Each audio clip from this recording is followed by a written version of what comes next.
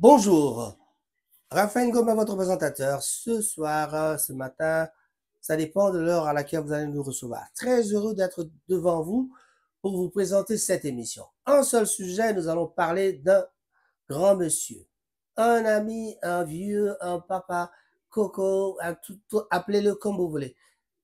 Il s'appelait Papa Simon Kimbangu. Pourquoi avons-nous choisi de parler de Papa Simon Kimbangu? Quand j'étais jeune, un jour, je me suis dit, je vais poser la question à mon père. J'ai posé la question à papa. Bon, il est mort il y a 15 ans. Mon papa, je lui demandais, mais comment ça se fait-il que vous êtes du bas-fleuve, nous sommes du bas-fleuve, mais on est passé par Banzangungu pour arriver à Kinshasa, mais vous ne nous avez jamais parlé de Simon Kimbangu. Comment ça se fait-il? Et mon père qui me dira, ça c'était les gens de Tisville, tout ça, ce sont les gens de par là qui priaient cette religion-là, qui croyaient à cette religion-là. Nous, de notre côté, on est des catholiques, on est, tu vois, comme les Belges nous avaient colonisés. Donc, mon papa disait, lui, bon, il est déjà catholique, il ne peut pas suivre la religion d'un monsieur qu'il ne connaissait pas vraiment. Bon, je dois seulement vous dire que je suis du Mayumbe. Mayumbe, c'est quand même loin de Mbanzangu ou loin de Nzela Machine, comme on l'appelait. Nous, on l'appelait les Kisantouin, Kissi, Mbanzangu, Tisville, tout ça. On appelait ça Nzela Machine, Nzela Machine. Nzela Machine, c'est-à-dire c'est un peu loin de chez nous. Le Mayumbe, c'est quand même un peu loin, loin, loin, loin, loin. Et à l'époque, pour aller au Mayumbe, on dormait à Matadi pour continuer le lendemain pour aller prendre encore on va jusque Boma, Boma, et puis bien, avant Boma, on entre vers Manterne, on change de direction. Mbazang, oui, c'est que Banza, on entre par là. Et voilà, c'est par là la route de Mayombe. Et là, nous, on est loin, loin, loin, loin. Donc, Lukula, c'est vraiment loin, en tout cas. Lukula, passer Lukula, vous allez jusque Madouda, Tchela, Tchela, Tchela, Madouda. Madouda, c'est vraiment chez nous, là, dans les Kinsengan, Savu. Je ne connais pas vraiment le village parce que moi, je suis vraiment un vrai Kinois. Toutes mes excuses, mais j'avais posé la question quand même à mon père de savoir pourquoi nos parents nous parlaient pas de Kissimo Kimbangu. Parce que moi, j'avais déjà compris que la religion des Congolais devait normalement être le kimbanguisme. Mais on me dira plus tard que Kimbangu est mort sans laisser une religion. Mais la religion kimbanguiste, le kimbanguisme a été reconnu en 1959. C'est ce que je vous disais pendant que quand je commençais, je lisais mon speech, quand je lirais, je vais vous expliquer que moi, j'étais déjà né quand le kimbanguisme a été reconnu. Mais je me suis posé la question de savoir pourquoi papa ne me parlait pas de Kimbangu, alors qu'il est du bas Congo, du Congo central, de la même province que M. Kimbangu. Bien sûr, le Nzela Machine et du côté Mayombe. Après Matadi, c'est vraiment un autre monde, mais nous sommes toujours du Congo central. Alors, mais c'était dans les années 1973 ou 74, j'étudiais à l'école, au groupe scolaire de la Côte Mwanda. Au groupe scolaire de la Côte Mwanda, j'étudiais avec les amis Bangbandi. Il y avait Moindo Ngbando, Moindo Ngindu, Moindo. Il y avait aussi, comment ça s'appelle encore? Il y avait un ami aussi de Bangbandi là, donc voilà. L'autre là, de la famille de Seth, il a le beau-frère ou le beau-frère de Seth Yale qui était avec nous là. Alors, avec ces gens-là, un jour, j'ai vu Moindo Ngindu, qui était un Mongbandi, il me parlait de Simon Kimbangu. Papa Simon Kimbangu Yenani, il commençait à me réciter. Papa Simon Kimbangu était celui-là, il était papa, papa, papa. Moi, j'ai dit, mais c'est pas possible. Comment tu connais Papa Simon? Mais nous, on a appris ça à l'école. Mais moi, j'ai dit, moi, je suis du Bas-Congo, mais j'ai été à Kinshasa. À Kinshasa, on ne nous a jamais parlé de Kimbangu dans les écoles. Mais on entendait de l'histoire de Kimbangu. Nous, on entendait ça comme ça dans la rue. On en parlait, les gens en parlaient. Et puis après, en grandissant, on a vu qu'il y avait des églises. Là, j'ai commencé à comprendre. Je suis allé une ou deux fois dans la religion kimbanguiste. J'ai aimé là-bas. En tout cas, c'était l'ambiance qu'il y avait dans la religion. J'étais trop jeune pour aimer vraiment le maté. Hein. C'est plus l'ambiance qu'il y avait là-bas, les défilés, la couleur des gens qui sont habillés en vert blanc. C'est ça qui m'avait plu dans cette religion. Mais comme nous, on était nés protestants, mais on étudiait dans les écoles catholiques. Dans les écoles catholiques, qu'est-ce que nous apprend? C'est le catéchisme. Après le catéchisme, là, c'est quoi? C'est la Bible. La Bible, on était donc servant de messe, on était choriste, on était d'abord choriste depuis la 3e année primaire avec les amis comme Chico Mawatu. Il y avait beaucoup, hein, les grands frères qui sont morts, Ndunga, il y avait beaucoup, beaucoup, beaucoup. À Chef Eric, même les Moussazim, on s'est retrouvés dans les comment ça s'appelle ça encore? On s'est retrouvé dans la chorale, on s'est retrouvé dans Mandinda, bah, des Valentins, voilà. Dans la chorale, parce qu'on est passé de la chorale à, il y en a qui sont partis à Bilenga Mwinda, non, non, là c'est après en tout cas. Avant Bilenga Mwinda, c'était la chorale, la colita. On a été servant de messe. Et les gens qui ne connaissent, qui se rappellent pas de Ngoma à l'époque de Saint-Michel, en tout cas, Père Herman, Père Albert, il y avait beaucoup de Père Lecoui, oh le défunt Père Lecoui, ça je pense à lui. Il m'a fait faire de marche à pied à Kinshasa. En tout cas, on a été jusque à la monastère pour voir oui, à la monastère pour aller voir les moines, quoi.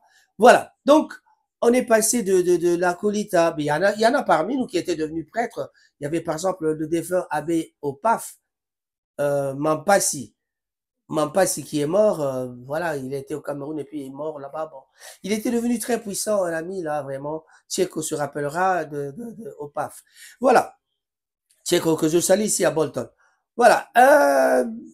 C'est ça, c'est ça, c'est ça. Donc, nos parents nous avaient guidés, nous avaient montré une certaine direction, mais on devait rester dans la direction de nos parents. Si vous avez des parents protestants, vous restez dans le protestant. Mais nous, comme il y avait les écoles, il y avait plus des écoles catholiques que des écoles protestantes, nous avons été dirigés vers les écoles protestantes. À l'époque, on a commencé à 0 année, à l'époque de Saint Jean-Baptiste de la Salle, à Bandalungwa, 0 année, et puis après 0 année, on est passé en cycle d'orientation à la télé de la Gombe. La télé de la Gombe, après, c'était les humanités, le secondaire. On est allé terminer le secondaire à Mwanda, et puis les humanités à Mwanda, jusqu'en 5e année, j'étais à Kindu, et de Kindu, je suis revenu, voilà, à Kinshasa, où j'ai eu mon diplôme d'État. Voilà. Les amis de Kindu, je vous salue, en tout cas, mes élèves de karaté, ils sont devenus trop grands à Tibu Lukoloka, et puis à Tibu Lutula. Voilà, ça, ce sont les deux que je garde le nom. Il y avait aussi Jean-Marie. Jean-Marie, je ne sais pas qui est-il devenu. L'homme qui a reçu un coup de poing de ma part. Bon, Kindu, je me rappelle, les gens qui étaient à Kindu se rappelleront du grand combat que j'avais fait. Voilà, que j'avais fait, j'avais un combat avec j'ai combattu un monsieur là qui venait de la Chine, tout ça.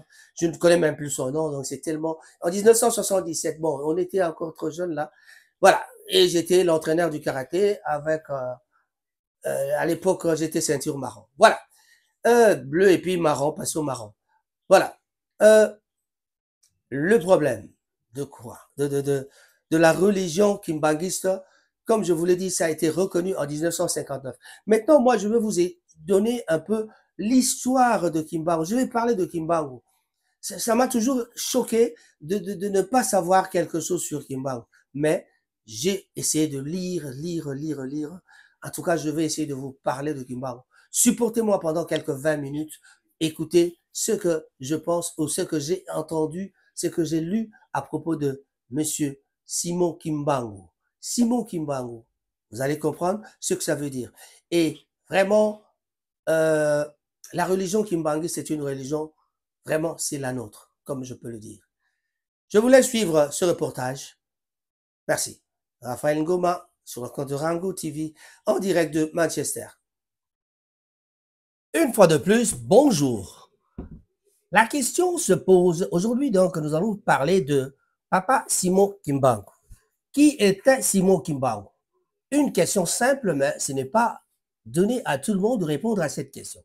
Simon Kimbangu, né le 12 septembre 1887 en Kamba, dans l'actuel Congo central, est mort le 12 octobre 1951, dans la ville d'Élisabethville.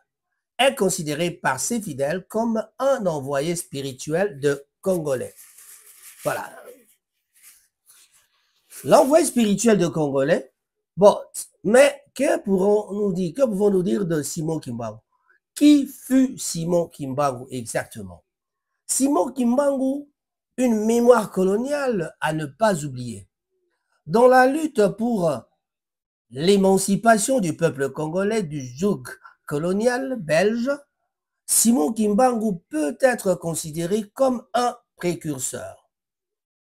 En effet, il fut le premier, dès 1921, à fustiger la politique coloniale belge avec un discours non violent. Plusieurs questions se posent quand on parle de Simon Kimbangu. C'est une mémoire coloniale, bien sûr, à ne pas oublier. Une mémoire coloniale à ne pas oublier. Dans la lutte pour l'émancipation du peuple congolais du joug colonial belge, Simon Kimbangu peut être considéré comme un précurseur. En effet, il fut le premier, dès 1921, à fustiger la politique coloniale belge avec des discours non violents.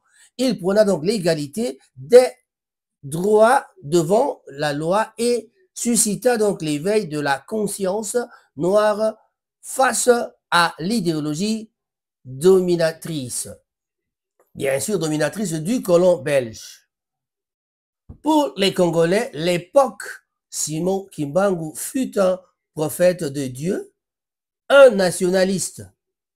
Par contre, pour les missionnaires et l'autorité coloniale, il fut un dangereux personnage qui incitait la population congolaise à la révolte, qui s'attaquant aux principes fondamentaux de la suprématie du colonisateur sur le colonisé, donc un homme à abattre.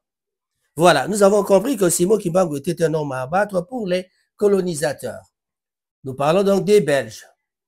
Son histoire et son combat. Ah, parlons de Simon Kimbangu. Son histoire, c'est un combat. C'est quoi son histoire? C'est quoi son combat? Simon Kimbangu, dont le nom signifie celui qui révèle les choses cachées, est né le 12 septembre 1887, comme je l'avais dit tout à l'heure, en Kamba, petit village de la province du Congo central.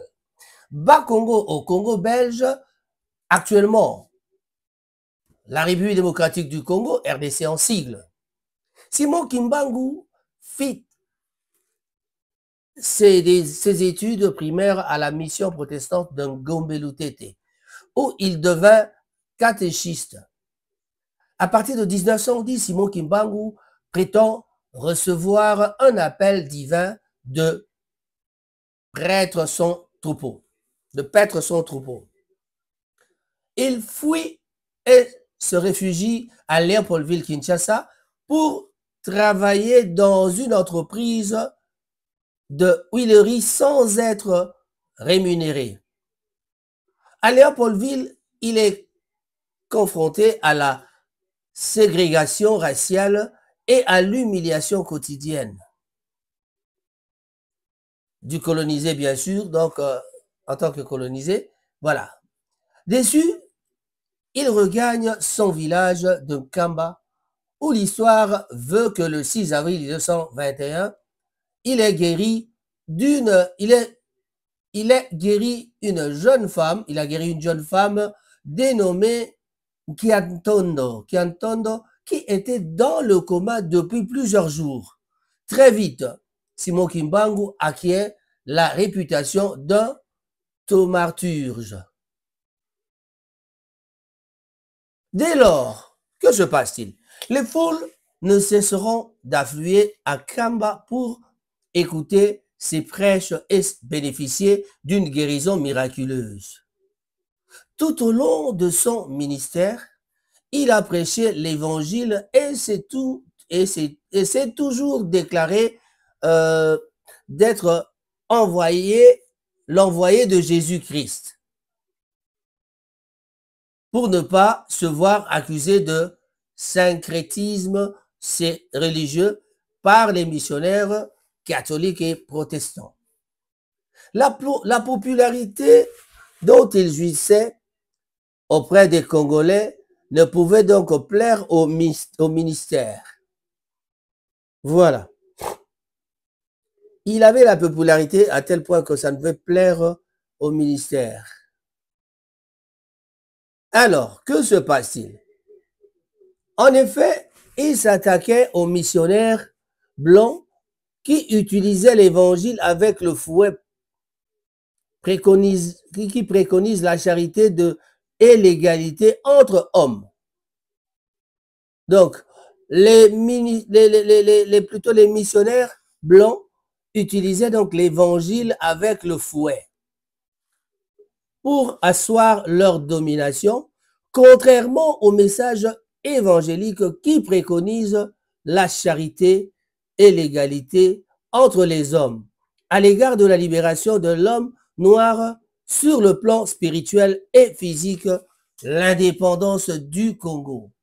Et il ajouta qu'un jour l'homme blanc deviendra noir et l'homme noir deviendra blanc, ce qui signifiait que la colonisation prendra fin et que les Congolais prendront en main le destin de leur pays.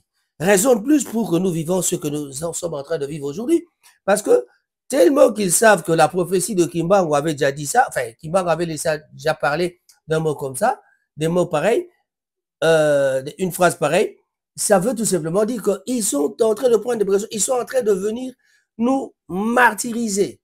Ils sont en train, on peut prendre l'exemple de la guerre de Rwanda, nous sommes martyrisés par l'Union européenne. Voilà, le monde occidental n'aime pas le développement de l'homme noir parce que, et ça a déjà été prédit par notre grand prophète Simon Kimbangu. La popularité dont il jouissait auprès de Congolais ne pouvait plaire aux missionnaires catholiques et protestants qui voyaient leurs églises se vider au profit du village Nkamba devenu le Jérusalem noir. En effet, il s'attaquait aux missionnaires blancs qui utilisaient l'évangile avec le fouet. Une telle prise de conscience de l'infériorité imposée aux colonisés par le système colonial devait donc être neutralisée. Les autorités coloniales belges, alertées par les missionnaires catholiques et protestants, vont envoyer le 6 juin 1921 en Kamba, Léon Morel, administrateur territorial de Tisville, actuel Mbanzangu, pour procéder à l'arrestation de Simon Kimbangu. Parviendra à s'enfuir, et Simon Kimbangu parviendra à s'enfuir et entrer dans la clandestinité pour coordonner son action. Il était devenu clandestin donc. À la suite des menaces exercées sur ses proches, Simon Kimbangu et tous ceux qui lui étaient fidèles vont rendre... Ah oui, tous ceux qui étaient fidèles vont se rendre à Kamba le 12 septembre 1921. Alors pour être arrêtés et accusés de sédition plutôt, par l'administrateur, comment s'appelait encore l'administrateur, j'ai oublié le nom, l'administrateur Snock. Le procès des fauteurs de troubles du paisible Congo belge commença donc le 29 septembre 1921 et ne dura que 5 jours. Durant lesquels des hommes, des femmes et des enfants défilaient sans témoin. En tout cas, défilaient sans témoin. Oui, il s'agissait donc d'un procès exemplaire et expéditif du type salinien pour faire taire toute la vérité récidiviste des Congolais dont chacun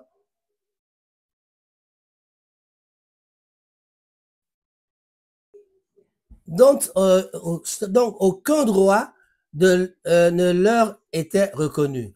Au cours de ce procès, les traités en vigueur Les traités en vigueur à l'époque en matière de droits garants reconnus aux pays colonisés et en matière de droits de l'homme selon la Convention de la Société des Nations, voilà, c'est SDN en sigle, dont la Belgique était donc signataire, avait été violée. Voilà, donc Simon Kimbangu fut donc condamné à mort avant de voir sa sentence commuée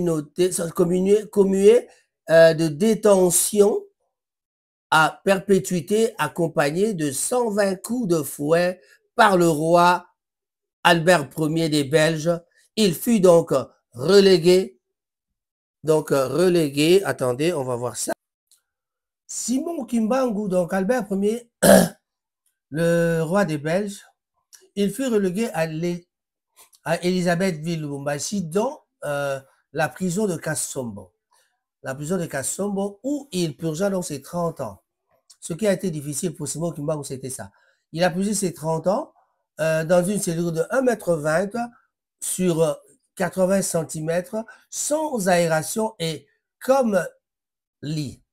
Il disposait donc, comme lit, il disposait dans une minuscule cellule là, bien sûr, mais d'un bloc de ciment comme lit. Voilà. Donc, durant ces 30 années de bagne, Simon Kimbangu continue à être considéré comme étant donc le leader spirituel malgré l'absence de contact avec ses fidèles. Et il devint également un symbole de nationalisme congolais.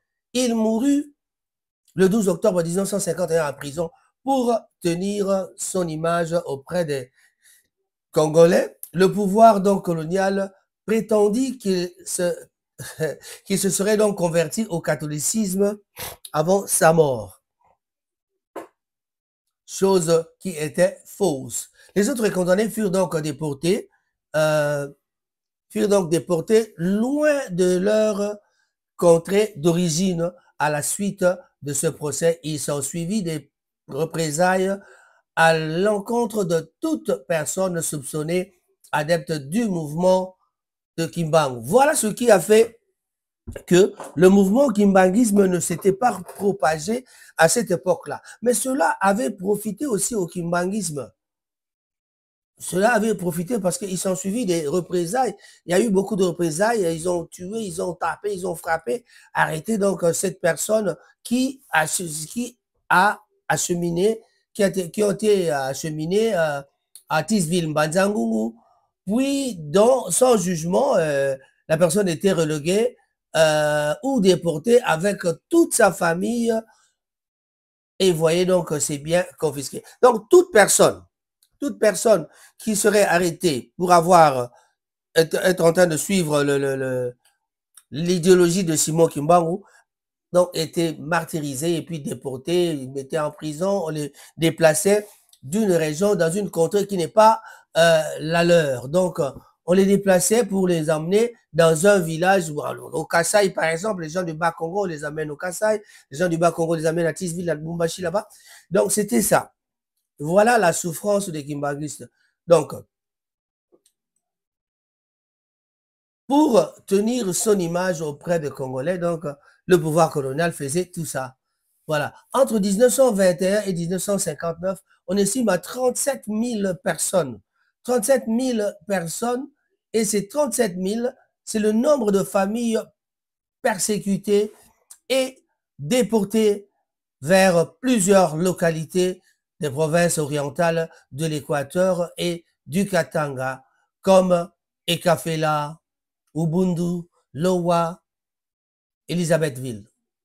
Beaucoup d'entre eux ne revirent jamais et ne revinrent jamais, ils ne sont plus revenus et moururent en déportation suite au traitement inhumain qu'ils subissaient. Voilà.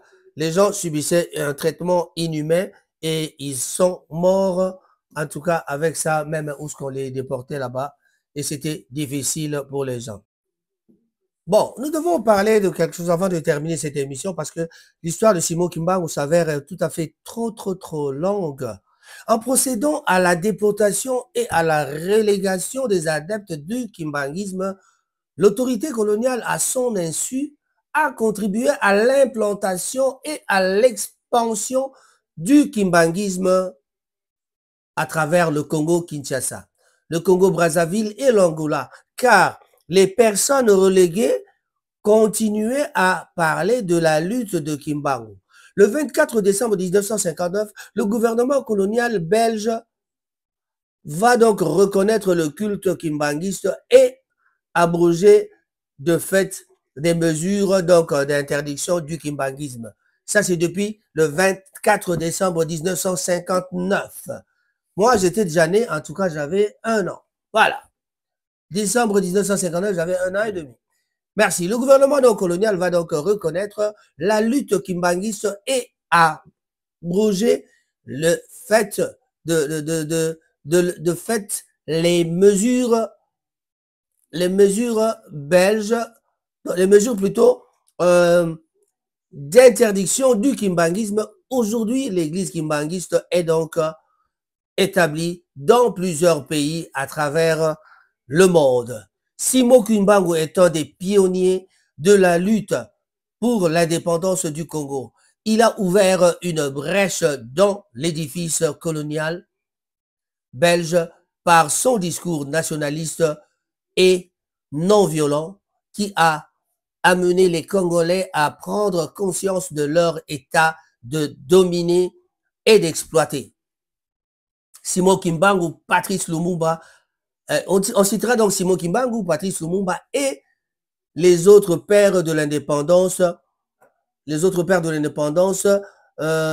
du Congo ont contribué à de degrés divers à ce que la Belgique accepte l'indépendance du Congo à la date du 30 juin 1960. Donc, nous demandons une révision du procès de tous ceux qui ont fait l'objet d'arrestations arbitraires, une révision du procès de tous ceux qui ont fait l'objet d'arrestations arbitraires, d'emprisonnement ou de relégation pour des raisons d'opinion religieuse pendant la période coloniale en vue d'une réhabilitation et une réparation. Y aura-t-il une réparation? Je ne pense pas. En tout cas, ça c'est quelque chose qui a été écrit bien sûr par Néo Ndumba. Quand on aime trop lire, parfois on rencontre des histoires comme ça. Chers amis, l'histoire de Kimbangu, on reviendra toujours à ça parce qu'on ne peut pas oublier un personnage tout à fait spirituel, un personnage tout à fait vraiment très important. Voilà. Ça c'est, on ne peut pas nier que M. Kimbangu était quelqu'un de bien. M. Kimbangu était quelqu'un qui a révolutionné quand même le monde. Mais quand on pose la question de savoir pourquoi, qui était Kimbangu, pourquoi on l'a tué, voilà, vous savez pourquoi. Il a été tué parce qu'il avait l'idéologie, une certaine révolution. Révolution parce que il voulait vraiment prêcher la bonne nouvelle. Pour lui, c'était l'indépendance, c'est l'indépendance, et la religion, il prenait ce que il était. Donc, c'est ce qu'on dit de lui. Il était qu'un religieux congolais, fondateur d'un mouvement prophétique chrétien. Le kimbanguisme, il était surnommé donc par ses fidèles Papa Kimbangu, Ntumwa. Et on le dira bien qu'il était Ntumwa Nzambi Mpungu, en Kikongo, qui veut dire l'envoyé de Dieu. Merci, on se retrouve à la prochaine occasion.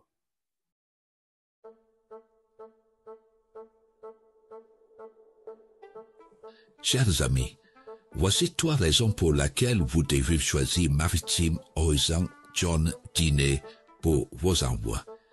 La première raison, fiabilité garantie. Chez Maritime Horizon John, nous ne dépendons pas des colis des clients pour faire partie un conteneur. Nous avons nos propres marchandises. Même si c'est mordicti à réserve, le conteneur partira à même. Deuxième raison, transparence totale. Maritime Horizon John vous envoie le tracking de votre envoi pour que vous puissiez suivre vous-même les trajets de votre colis en toute transparence. Troisième raison, une entreprise des patients. Maritime Horizon John aime ce métier et aime ce client. Votre satisfaction est notre priorité. Choisissez la sécurité, la confiance et la passion avec Maritime Horizon John Diner. Contactez-nous dès maintenant au 07526 75 12 73 ou 079 21 86 47 24. Maritime Horizon John Diner, votre envoi, notre engagement. Aimez, likez, partagez notre page, notre vidéo et n'oubliez pas d'appuyer sur la cloche pour ne pas rater nos vidéos dès que nous les sortons. Merci.